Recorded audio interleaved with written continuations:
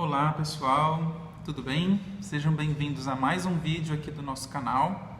Meu nome é Matias Vaiano Glens e hoje a gente vai discutir a respeito da criminalização da LGBTfobia. Você é contra ou você é a favor? Como muitos de vocês puderam acompanhar, algumas semanas atrás o STF pautou uma discussão importante, duas ações judiciais que pediam a criminalização da LGBTfobia, ou seja, discriminação contra a população LGBT.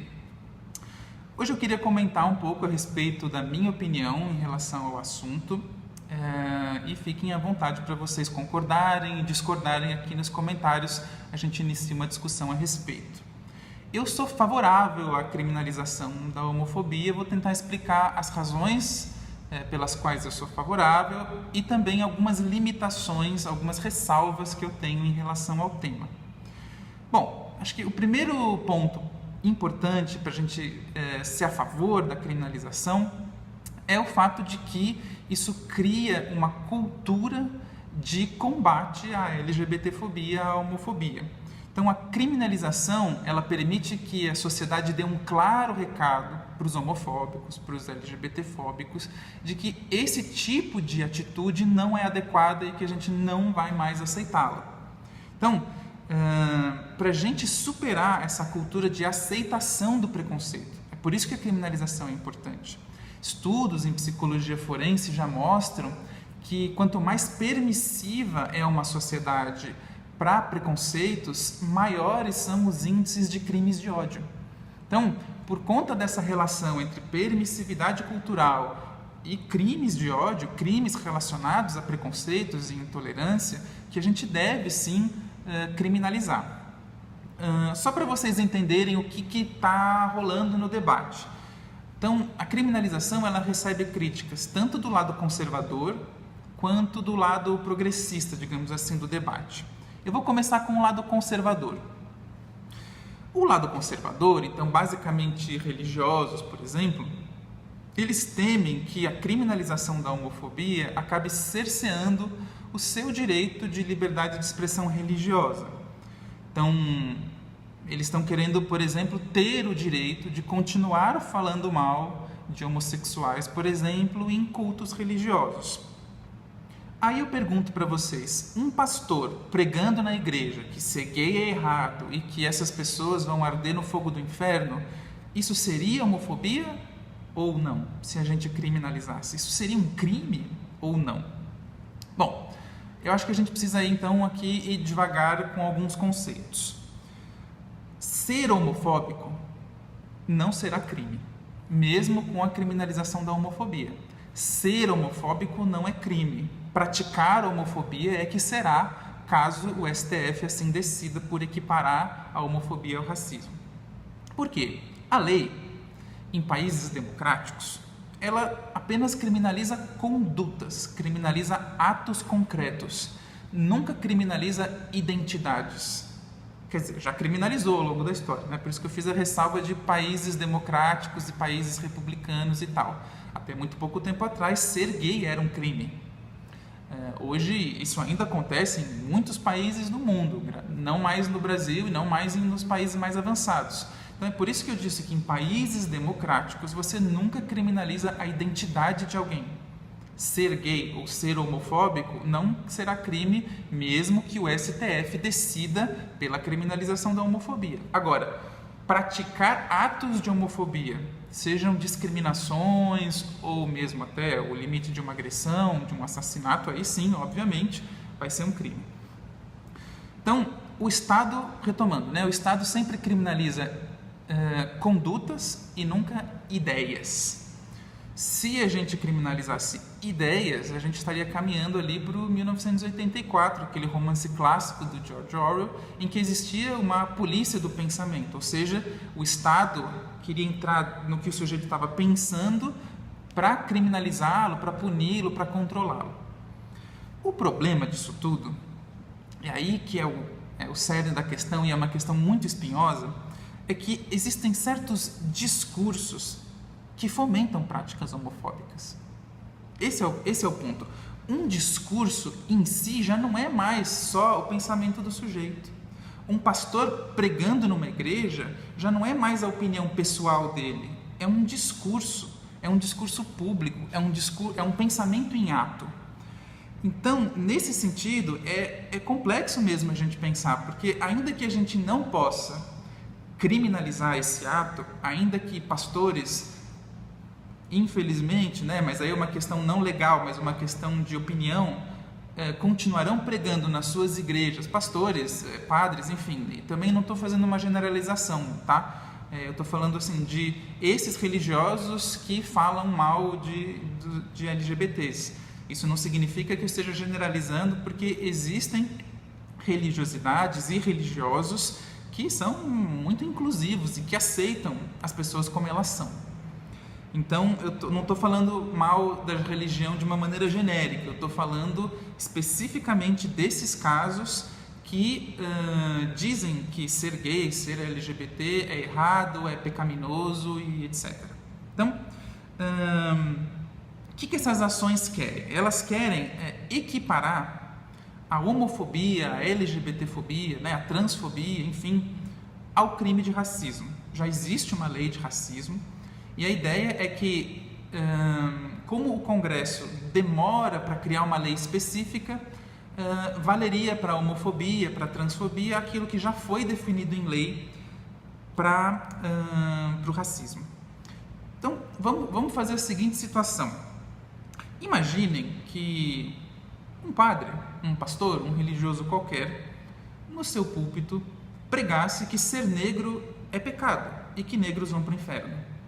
O que você acharia disso? Bizarro, não é? Bizarro. Isso, hoje em dia, é inaceitável.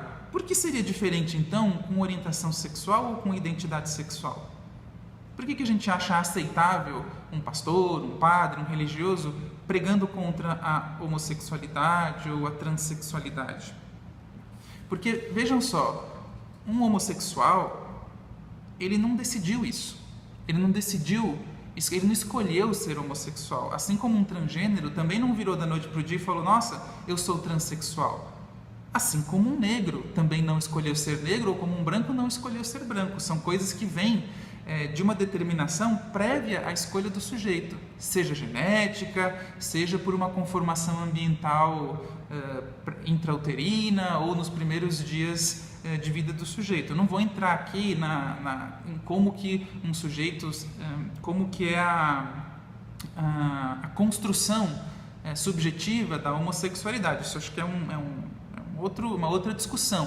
Hoje a gente sabe que existem sim influências genéticas, influências intrauterinas e influências ambientais nos primeiros anos de vida do sujeito. Mas, levando isso em consideração, o fato é, o sujeito não escolhe. E se ele não escolhe, como que isso pode ser pecado? Se você é religioso e está ouvindo esse vídeo, pensa assim, se Deus fez o sujeito daquele jeito, como é que esse mesmo Deus pode conceber que aquilo que ele fez é pecado? Se você é religioso, então pensa assim, bom, Deus criou as diferentes etnias, criou brancos, criou negros, criou asiáticos, criou indígenas, é pecado ser isso? Então, veja, acho que daqui a uns 100 anos, ou talvez até menos, as pessoas vão olhar para as discussões do nosso tempo como a gente olha hoje para as discussões que a Igreja Católica fazia em relação à alma, se existia alma ou não nos negros. Quer dizer, religiosos de não muitos séculos atrás diziam que negros não tinham alma e que, portanto, o branco poderia escravizar os negros. Isso foi uma legitimação da Igreja durante muito tempo à escravidão. Hoje a gente olha para trás e fala, isso é um absurdo, como é que alguém pensou nisso algum dia? Eu acho que daqui a 100 anos, ou talvez menos, as pessoas do futuro olhem para nós e falam, meu Deus do céu, as pessoas ainda achavam naquela época que ser gay ou ser transgênero era pecado. Meu Deus, que incompreensão, né? Bom, mas como é que eu queria trazer para vocês também um outro ponto de discussão, que é como nasce a homofobia em termos psicológicos. Existem várias tipologias, né, para crimes de ódio.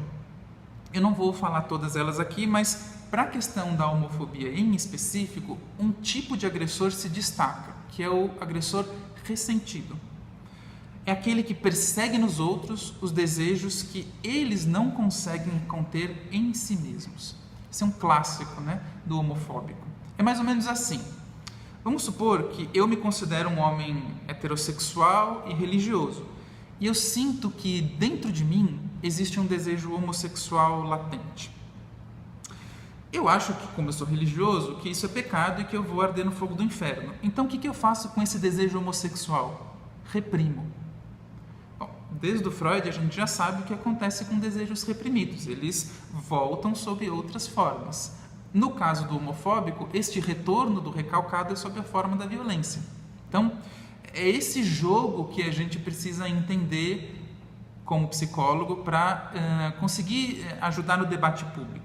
Imagine então que você é esse homem heterossexual, que se considera heterossexual, religioso, com desejos homossexuais reprimidos. Se você acha que quem é homossexual é pecador e vai queimar no inferno, você vai, inclusive, não só reprimir em você esse seu desejo, mas também vai, logo mais, começar a querer reprimir nos outros esse desejo. Sabe por quê? Porque se eu começo a enxergar que pessoas homossexuais manifestam os seus desejos livremente e que nenhuma ira divina recaiu sobre eles, fica mais difícil de eu reprimir os desejos que eu tenho em mim mesmo. Então, a repressão do homofóbico aos desejos dos outros é intensa porque o seu alvo verdadeiro é o próprio desejo homossexual que ele sente nele. Claro, isso não é verdadeiro para 100% dos casos dos homofóbicos. É verdadeiro para um tipo muito significativo de casos, que é o tipo ressentido. Se não fosse por isso, se não fosse por esse motivo, né, por que então um sujeito iria querer se preocupar com a vida dos outros, que a princípio não tem nenhuma relação com a vida dele? Por que um sujeito ia se preocupar com o que dois homens, duas mulheres, enfim, fazem na privacidade do lar deles? Por que isso é importante para a vida dele? Isso é importante para a vida dele porque ele sente esses desejos e ele está se havendo com a repressão desses mesmos desejos. Então, por isso, ele não pode permitir que ninguém deseje desta maneira, porque se desejar desta maneira for permitido, o que ele faz com a repressão? Desse modo, então, como o homofóbico não se permite viver plenamente esses seus desejos profundos e nem consegue muito bem reprimi-los, como a gente viu, né? Esse desejo recalcado volta sob a forma da violência, ele é um sujeito condenado, o homofóbico, o transfóbico, enfim, a viver num eterno sentimento de culpa. Por quê? Porque o que quer que ele faça, ele vai estar sempre traindo a si mesmo. Para alguém que reprime seus próprios desejos homossexuais, por exemplo, a crença numa cura gay, enfim, que a gente pode depois fazer outro vídeo para mostrar o quão inadequado é isso, vai estar sempre associado aos seus mecanismos de defesa de negação, né? Então, negação dos próprios desejos e de projeção, de fazer com que os outros também não exerçam a sexualidade do modo como ele reprime nele mesmo. O próprio Freud dá fundamento para a gente pensar nisso. O Freud tem uma noção muito interessante chamada de formação reativa. O que é a formação reativa? O Freud demonstra que muitas vezes o meu desejo profundo é exatamente o oposto daquele ato que eu manifesto. Então, se eu tenho ódio em relação a homossexuais, é porque no fundo eu sinto um desejo homossexual em mim. Se eu tenho ódio em relação a feministas, é porque no fundo eu sinto, por exemplo, uma mulher, eu sinto o desejo também de me libertar de algumas opressões machistas que eu vivo na minha vida. E não consigo fazê-lo e tenho ódio, então, portanto, de quem consegue. Foi mais ou menos isso que aconteceu, para quem se interessar e quiser aprofundar esse assunto, no massacre da boate de Orlando. Então, quem se interessar, é só jogar no Google o massacre da boate de Orlando, vocês vão ver um rapaz que possuía evidentes desejos homossexuais, absurdamente reprimidos por uma cultura repressora, E aí eu volto no começo do vídeo quando eu falei de que discursos preconceituosos podem gerar práticas homofóbicas. Então, esses discursos, ainda que não possamos criminalizá-los, eles são problemáticos, porque eles não são crimes em si mesmos, mas eles têm potencial de fomentar crimes. Então, no caso desse massacre da boate de Orlando, foi muito isso que aconteceu. Era um sujeito que vinha de uma família extremamente religiosa, tinha desejos homossexuais, não sabia o que fazer com isso e mata os seus próprios objetos de desejo. Ele atira num clube, numa boate LGBT, contra objetos de desejo que ele não consegue mais reprimir dentro dele. Então, justamente por conta dessas questões psicológicas bastante complexas que eu acabei de mostrar, que a gente defender a criminalização, sim, mas a gente defender a simples punição do homofóbico, com cadeia ou o que quer que seja, me parece não dar conta da complexidade que a questão traz. Então, por quê? Porque todo psicólogo sabe, acho que na primeira aula de behaviorismo, que a punição é um péssimo motivador para a transformação.